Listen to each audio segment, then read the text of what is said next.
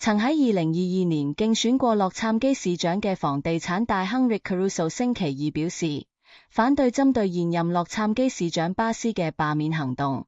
據悉，巴斯自 Palisades Fire 以來面臨巨大壓力，呢場火災導致12人遇難，摧毀咗近7000棟住宅。3月初，巴斯因處理火災不當而面臨罷免行動，其中包括巴斯喺1月7日火災爆發時身處加納，儘管氣象官員早已發布嚴重風力警告。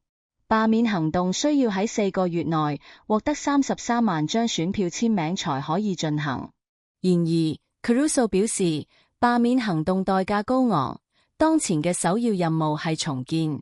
據悉，自2024年以來，關於 Caruso 可能重返政治嘅傳聞不斷，有報道稱佢可能再次競選洛杉磯市長或競選加州州長。